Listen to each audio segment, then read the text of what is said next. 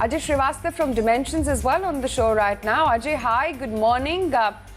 Wish you a very happy and prosperous and healthy 2021. Thank you very much and all the best to you guys. I think you couldn't have it better for everybody in the market. And I think it's a great news that now no one needs to work for themselves. They just need to put money and somebody else works for them. Indeed. But are you beginning to question that model? Would it be as smooth sailing from the March recovery that we saw, Ajay, in 2020? Or do you think now is time to get a little bit cautious in the market? See, there is always a time to be cautious. When you're buying C-grade stocks, then you got to be extra cautious. And that goes for whether it's a market is at low or a high, because that's where the problem comes in most portfolios is the C-grade stocks trouble you the most. And that's where you tend to put the larger amount of the money. Having said that, I think if you follow the government policy, you are fine, absolutely. Started with the tax cut, whether pre the demonetization, tax cut, formalization of economy, GST, LTRO, which is a brilliant thing to give money to the corporates, so that RBI gives that 4% to the bank lend at 4, 5, 6, 7% to the large corporates. Now, what could have been better for them? So there is a huge movement of absolute wealth from the common public. You tax the petrol, but the tax rate for the corporate goes down. So if you're a stock market guy, you better be sure that these large companies are going to gain. They gain on tax cut, they gain on LTROs, and the beauty is they gain on all the tariff barriers that are coming up now. Huge tariff barriers coming up in India at this point of time. No reason to believe that these companies will not be supported. Now there is PLI coming in. So the construct is very simple. Large domestic companies are there and they will make the kind of profit we have never seen ever. So whether the valuation is right or wrong, who am I to argue with the ticker and the market? But the fact is that these companies will make historically high profits in the next 12 to 24 months. That's a given. On the back of a capital structure, kind of liquidity which has come in, lots of companies that raise money, lots of companies on QIPs, abundant liquidity in the market. You couldn't have a better set of situation for larger corporates than ever in the country. So you can take your pick on valuation, but I'm telling you, they're going to make more money than we ever dreamed of, these large corporates. Sure. Would IT be part of the pack? I mean, I know today's focus is on TCS's earnings and then will be, Infosys and the rest. But the stocks are very expensive now. Or would you say don't question the ticker because they have growth potential? So who are we to judge upon what is the right valuation or fair valuation? See, the beauty of this tech stock is that we have heard this tech is a major innovative industry and new players will come. But if you look at India, 20-year back, they were the same top 4 players in the country. Maybe TechM came up, Satyam came and TechM came back. The same one exists 25 years later. And they have become huge in terms of being size, scale, customer access, and so on and so forth. And therefore, if you look at globally also, these companies are now quite large. And only there are about 2 or 3 companies who can compete with a TCS or an Infosys at this point of time globally. We're not talking of locally at this point of time. And world has embraced digitally, maybe only in America. Their revenues from Europe is hardly anything. Asia is hardly anything. India is nothing to talk about. The digital revolution is just beginning. It's just the beginning in America. And that runs, look at our banking industry, payment industry, fintech, consumer. You can't even imagine what still has to happen to the world on the technology side. And these companies are there to deliver. And they give cash, and the best part, they give cash back to the shareholders. Not like ITC, where you go and build monuments for yourself in the hotels which make no money. The guys have spent so much money making monuments. Here, TCS says, take the money every year. Infosys says, 85% of revenue earnings, I give you dividend back. What better thing you want if you're a good quality investor? Just buy, take your dividend, do your buyback, and no trouble in these companies.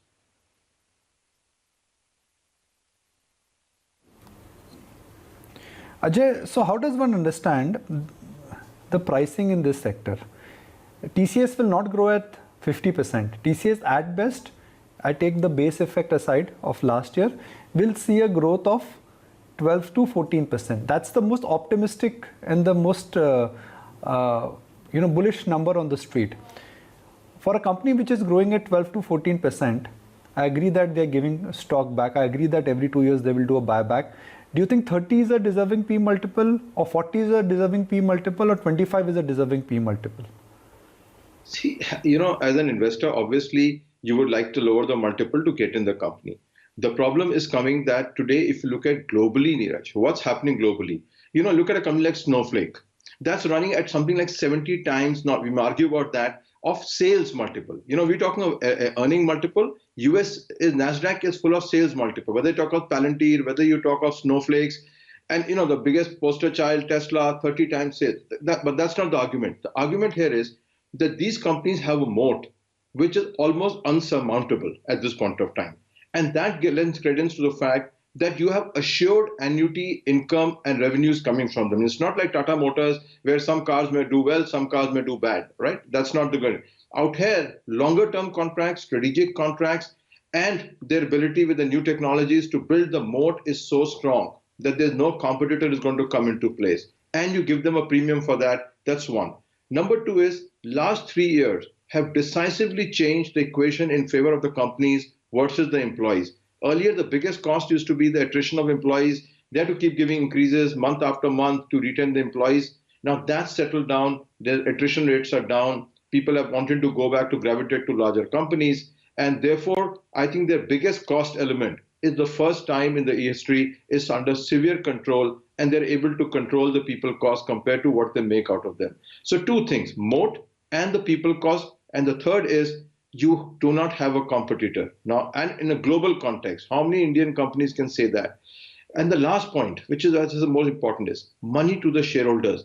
No more diversification, no more a Videocon, no more an ITC. These are clean, neat companies who neither acquire expensively. That's the best part. They're very prudent, frugal. They don't spend money on acquisition and write off goodwill. So what more as a combination? Now, if you're paying, say, let's take 30 times. Maybe in a year, 2 years time, your multiple will go down to 20 times. Maybe you bought in early. Maybe you should buy, say, 30% now, maybe another 20% if it corrects. But the point is, you can't live without them in your portfolio. That's the bottom line.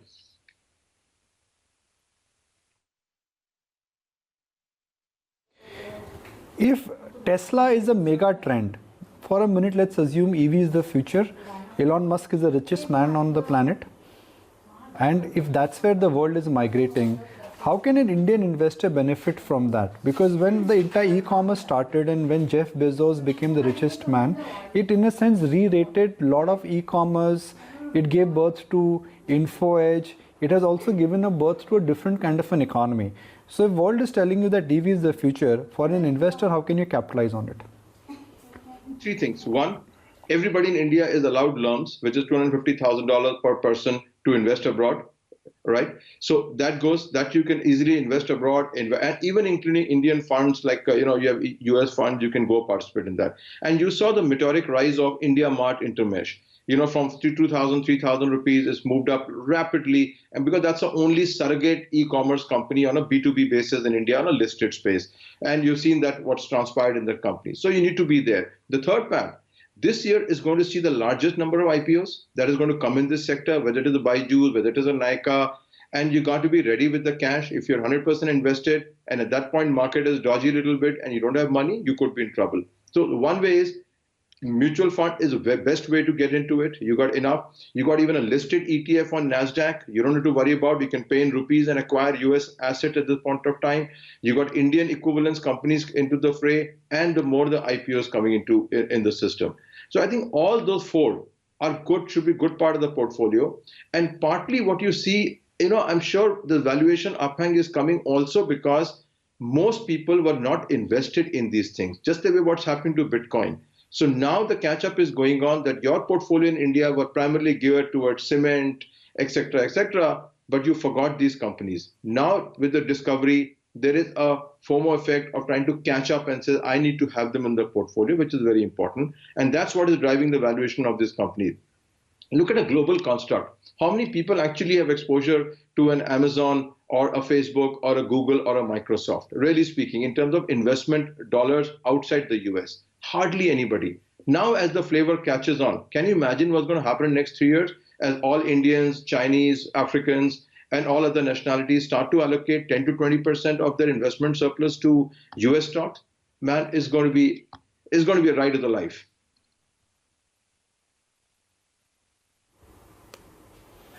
You bought a lot of PSU stocks last when we spoke. Let's get a smile going on your face, because PSU stocks, with the exception of one or two, are everything is up. How many of the PSU stocks which we've discussed in the past are you still holding? Holding exactly now 4 stocks in the PSU, and I will be honest to you, I shared with somebody else also that I actually used to go to the bathroom and slap myself on the face and saying all your education is pointless. You know what was going to happen. You put your money, and that's the worst thing. You put your money and it doesn't work, and that's the point. And I think I hold about three PSU stocks all in all today. 2 in oil, 1 is in aluminium. That's all 3 holdings are left. Everything is gone by and large. And 1 is gas, 1 is oil, and 1 is aluminium. That's it. And I vowed myself never ever to buy a PSU stock again. Doesn't matter what it goes up, down. It doesn't fit into my thinking. It doesn't fit into the returns, and serves me right to be thinking too smart in terms of value. It didn't pay out, and I'll be honest to say that it is a disastrous decision.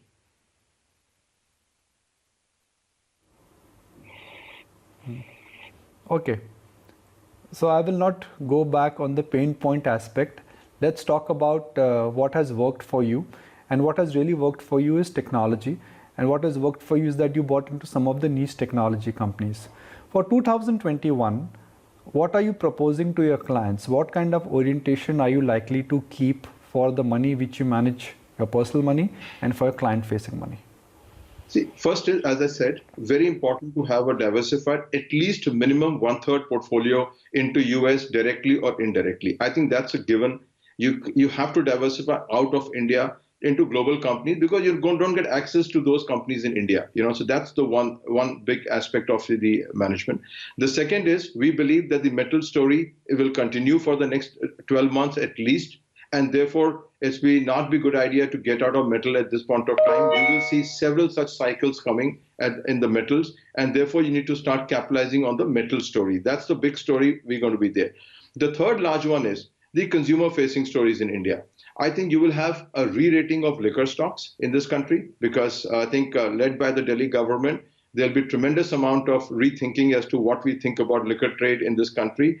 And it has underperformed. To be fair, last 5 years, it have underperformed for all the reasons that we know about. But I think that is going to be a big trade, is going to go forward in this market. Technology, as you rightly said, you don't get rid of it. What you get is, and you rid of it is all your stocks, it doesn't matter what the qualification is, below 500 crores. I think that's a standard thing.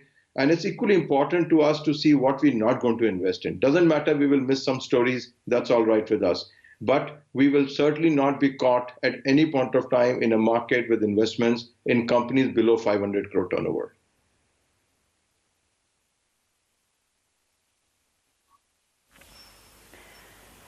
Okay, interesting. So clear strategy there. And actually, you're the second person this morning who's talked about liquor stocks as well. So that's another interesting highlight. What about financials, Ajay? Should we probe into that segment of the market? We've had a slew of Q2 updates coming in as well, which seem to be quite promising. What I have a theory that although there could be a lot of traction in the smaller banks, I think it's going to be the biggest value trap ever. And I say that for a reason. I say to you that today technology is driving banking more than just pure banking at the end of the day. And the smaller the bank you are, the less you can spend on technology, putting your customers to serious technology risk at this point of time. So if I were holding my money in the bank, I would rather put it in a larger of the 3-4 banks in India, private bank, than put it in the bank with a capitalization of, say, few thousand crores, who cannot invest this in technology.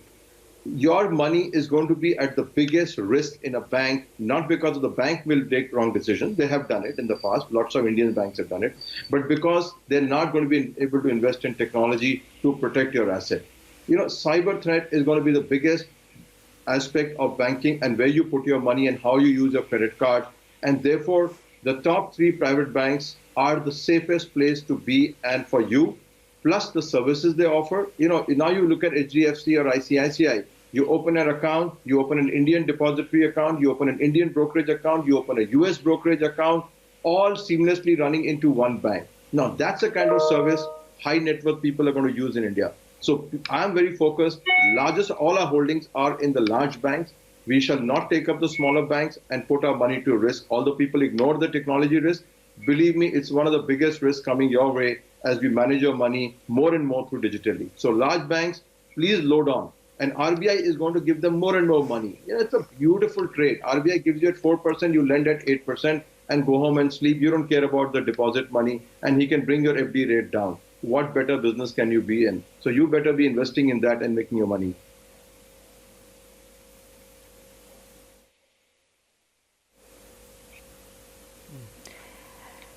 Absolutely, and that's a good strategy as well going forward.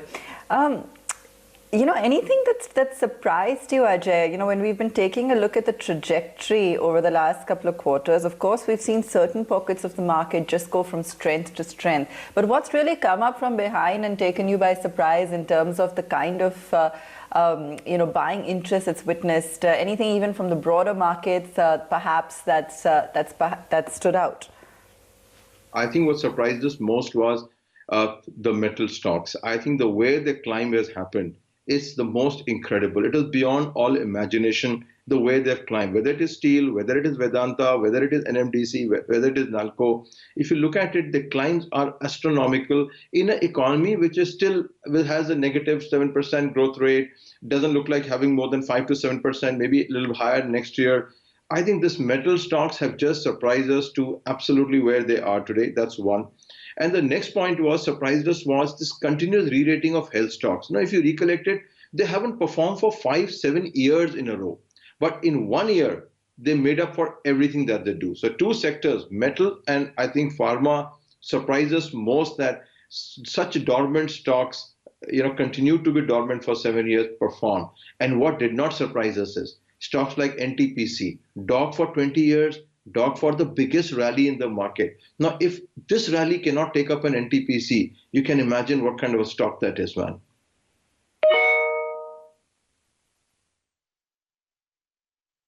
Okay, Ajay, great to have you on the show, and we'll chat again soon.